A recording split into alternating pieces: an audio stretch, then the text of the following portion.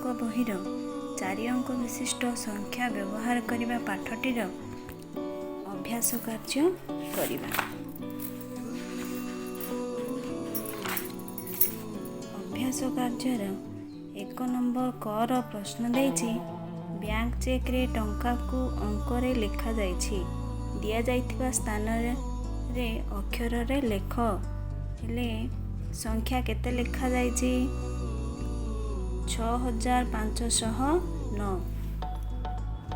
ତ ଆମେ ତାକୁ ଅକ୍ଷରରେ ଲେଖିଲେ କିପରି ଲେଖିବା ନା 6509 ଟଙ୍କା ଏହିପରି ଭାବେ ଲେଖିବା। ସେପରି ଖ ନମ୍ବର ପ୍ରଶ୍ନ କ'ଣ ଦେଇଛି? 9087 ଟଙ୍କା ଏଇଭଳିଆ ଲେଖିବ। ତାପରେ 2 ନମ୍ବର ଦେଇଛି।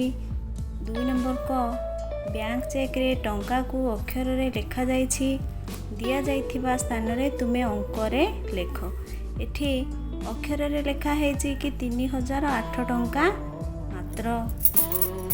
ହେଲେ ଆମେ ତାକୁ ଅଙ୍କରେ ଲେଖିଲେ କିଭଳି ଲେଖିବା ନା 3008 ଟଙ୍କା। ସେହିଭଳି ଖ ନମ୍ବର ପ୍ରଶ୍ନ କ'ଣ ଦେଇଛି ନା 7014 ଟଙ୍କା ମାତ୍ର।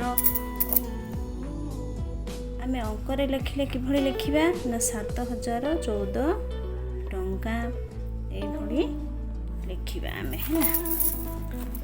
2 ନମ୍ବର ପ୍ରଶ୍ନ ଦେଇଛି କ'ଣ ନା ସାରଣୀ କ ଓ ଖରେ 4 ଅଙ୍କ ବିଶିଷ୍ଟ କିଛି ସଂଖ୍ୟା ଲେଖାଯାଇଛି। ସେଗୁଡ଼ିକୁ କ'ଣ ବୋଲି ପଢ଼ିବା? ପ୍ରତ୍ୟେକ ସଂଖ୍ୟାର ଡାହାଣ ପାଖରେ ଲେଖ। ସଂଖ୍ୟାରେ ଦେଲା 1001, ସଂଖ୍ୟାର ନାମ ଦେଲା କେତେ ନା 1001। ସେଇଭଳି ସଂଖ୍ୟା କେତେ ଦେଲା 1002। ତ ସଂଖ୍ୟାର ନାମ ଆମେ କିପରି ଲେଖିବା ନା 1002 ଏଇଭଳି ଭାବରେ ଲେଖିବା। ସେପରି 1003, 1004, 1005, 1006, 7, 8, 9, 1010 ଏହିଭଳି ଲେଖିବ। ସେପରି କ ସ୍ତମ୍ଭରେ କ'ଣ ଦେଇଛି ନା ସଂଖ୍ୟା ଦେଲା 1070। ତ ଆମେ ସଂଖ୍ୟାର ନାମ କିପରି ଲେଖିବା ନା 1070। ସେହିଭଳି 2100 ପିଲାମାନେ ତମେ ଲେଖିବ ନିଜେ ହେଲା। ତାପରେ ଦେଲା 2299। ତାପରେ ଆମେ ଆସିବା 3 ନମ୍ବର ପ୍ରଶ୍ନ। 3 ନମ୍ବର ପ୍ରଶ୍ନରେ କ'ଣ ଦେଇଛି? କେଉଁ ଧାଡ଼ିରେ କେତୋଟି କାଠି ଅଛି? କାଠି ସଂଖ୍ୟାକୁ ଅକ୍ଷରରେ ଲେଖ। ଦେଖ ପିଲାମାନେ 1000ଟି କାଠିକୁ ନେଇକି ଗୋଟିଏ ବିଡ଼ା କରାହେଇଛି। ସେଭଳି 1000 ଟିକିଆ ବିଡ଼ା କେତେଟା ଅଛି? ଗୋଟିଏ 2ଟି। ତାପରେ 100 ଟିକିଆ ଯେଉଁ କାଠିକୁ ନେଇକି ବିଡ଼ା କରାହେଇଛି କେତେଟା? 1 2 3। ତାପରେ 10ଟି କାଠିକୁ ନେଇକି ବିଡ଼ା କରାହେଇଛି 1 2 3 4। ତ ଆମେ କେତେ ଜାଣି ଲେଖିବା ନା 2340 ଏଇଭଳି ଲେଖିବା। ସେପରି ଆଉ ଗୋଟେ ଦେଖିବା ନା 1000 ଟିକିଆ କାଠି ବିଡ଼ା କେତେଟା ଅଛି? 1 2 3 4 ମାନେ 4000। 10ଟା କାଠିକୁ ନେଇକି ଗୋଟେ ବିଡ଼ା କରାହେଇଛି ମାନେ 4010। ତାପରେ ସେଭଳି ଆଉ ଗୋଟେ ଦେଲା କେତେ? 1000 2000 3000। ତାପରେ 100କୁ କାଠିକି ନେଇ ଗୋଟେ ବିଡ଼ା କରାହେଇଛି। ତାପରେ ଖୋଲାରେ କେତୋଟି କାଠି ଅଛି? 1 2 3 4 5 6। ତ ସେଥିପାଇଁ ଆମେ କେତେ ଲେଖିବା? 3106 ହେଲା ପିଲାମାନେ। ତାପରେ ଆସିବା ଆମେ 4 ନମ୍ବର ପ୍ରଶ୍ନ ଦେଲା ଖାଲି ଘର ପୂରଣ କର। ଏଠି ସଂଖ୍ୟା କୋଠରୀଟିଏ ଦେଇଛି। କୋଠରୀ ଭିତରେ କେତେକ ଜାଗାରେ ସଂଖ୍ୟା ସବୁ ଲେଖା ହେଇଛି, କେତେଟା ଜାଗାରେ ଛଡ଼ା ହେଇଛି। ସେଗୁଡ଼ା ତୁମେ ନିଜେ ଗଣିକି ହିସାବ କରିକି ଲେଖିବ। ଯେମିତି ଏଠି ଦେଲା 996। ତାପରେ କେତେ ଲେଖିବା? 997। ତାପରେ କେତେ ଲେଖିଯିବା? 998, 999, 1000, 1001, 1002, 1003 ଏଇଭଳି ଭାବରେ ଲେଖି ଆଗକୁ ବଢ଼ିଯିବା। ତାପରେ ଅଛି 1009। ତାପରେ ହେଲେ କେତେ ହେବ? 1010, 1011, 1012 ଏଇଭଳି ଭାବରେ ତୁମମାନେ ଆଗକୁ ବଢ଼ାଇ ନେବ। ସେଭଳି ଆଉ ଗୋଟିଏ କୋଠରୀରେ ଦେଖିବା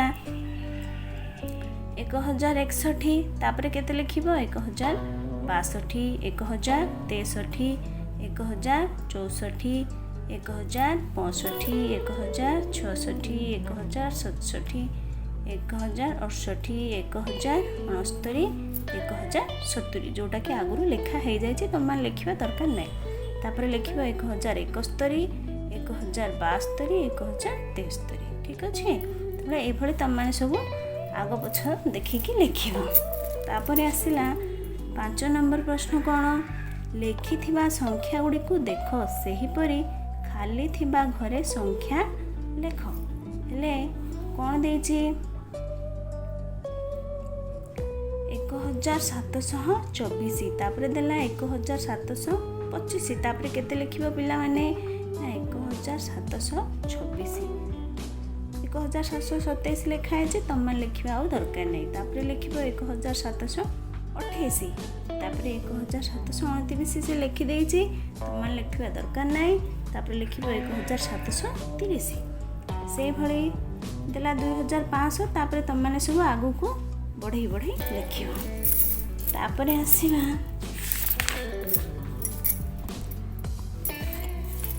6 नंबर प्रश्न देला तले 5टी ग्राम पंचायत लोक संख्या दि जाइछि सेही संख्या गुड़िकर नाम लेख पंचायत नाम देला कौन गोविंदपुर लोक संख्या केते देला 5003 संख्यार नाम कौन देला 5003 से पड़ी देला कौन खिलापदर केते देछि ना 6840 तो तुम माने एठी लिखिब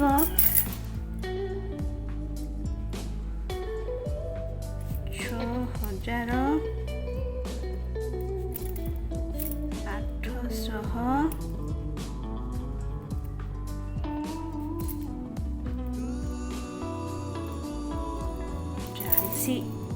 से भली देला रामेश्वर केते देछि ना 7367 तुम मैंने संख्यार नाम लिखिब अक्षर रे गला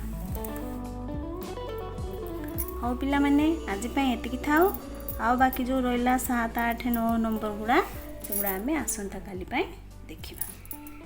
धन्यवाद।